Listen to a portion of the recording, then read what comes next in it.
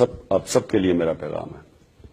دیکھیں انکنوینئنس تو ہوگی، لیکن وہ سوچیں کہ جو انکنوینئنس ہر روز وہ بے روزگاروں کو ہوتی ہے، جو بھوکے سوتے ہیں، جو بچے اسکولوں میں سے باہر ہیں، جن کا کوئی مستقبل نہیں ہے، وہ سوچیں گے جن گھروں کے اندر مائیں بچے کسی کا ہسپتال میں علاج کروانے جائیں تو ہسپتالوں میں جو حال ہیں، اور یہ سوچیں کہ جو ٹھوکریں کھاتے ہیں طاقتور کے خلاف کوئی بھی کھڑا ہوتا ہے تو ہمیشہ طاقتور گھر پہ قبضہ کر لے، زمینوں پہ کر لے. قانون ہے ہی نہیں، انصاف ہی نہیں ہے.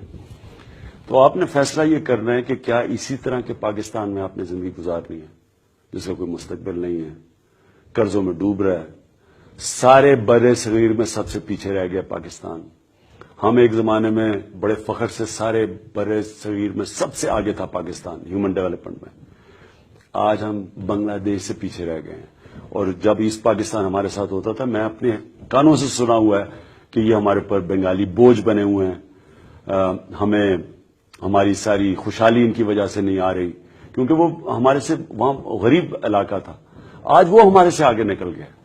اور جس ریٹ پہ ہم جا رہے ہیں، ورلڈ ہنگر انڈیکس کا مطلب کہ جس ملک میں سب سے زیادہ، جو بھوک میں سب سے زیادہ ہیں، ہمارے سے صرف کوئی 5-6 ملک ہیں جن میں ہمارے سے زیادہ بھوک ہے، اور وہ اناج امپورٹ کرتے ہیں.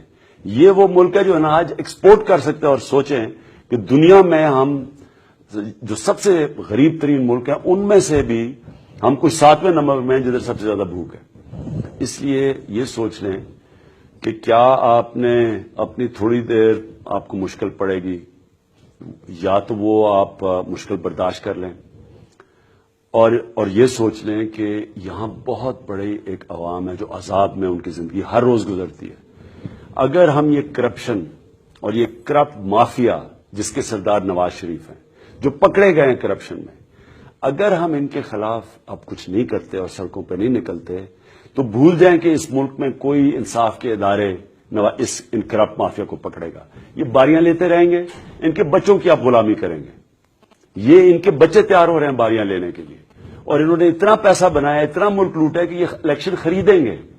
تو اگر آپ آج حق اور سچ اور انصاف کے لیے نہیں نکلتے تو آپ نماز میں ہر روز پڑھتے ہیں، جو بھی نماز آپ میں سے پڑھتے ہیں 5 وقت کی، اس میں آپ ایک چیز مانگتے ہیں اللہ سے کہ اللہ ان کے راستے پہ لگا جن کو تو نے نعمتیں بخشی، ان کے نہیں جو اپنے عذاب کے راستے پہ نکل گئے، تباہی کے راستے پہ.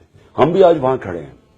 یا ہم اس راستے پہ جد و جہد کر کے، جہاد کر کے، یہ کرپٹ مافیا کے خلاف جہاد کر کے اس راستے پہ جا سکتے ہیں جدھر ہم اس کو وہ پاکستان بنا سکتے ہیں جس پہ اللہ نعمتیں بخشے، وہ پاکستان جدھر عدل اور انصاف کا نظام ہو. یا ہم ادھر جا رہے ہیں تباہی کے راستے پہ جدھر یہ ظلم اور ناانصافی کا نظام، جدھر چھوٹا سا طبقہ امیر ہے، عوام پسی رہے. تو آپ کے اوپر ہے. ہم نے تو فیصلہ کیا ہے نکلنے کا. میں آپ سب سے چاہتا ہوں کہ آپ اس میں پوری طرح شرکت کریں، میرے لیے نہیں، اس ملک کے لیے، اپنے مستقبل کے لیے، اپنے بچوں کے مستقبل کے لیے.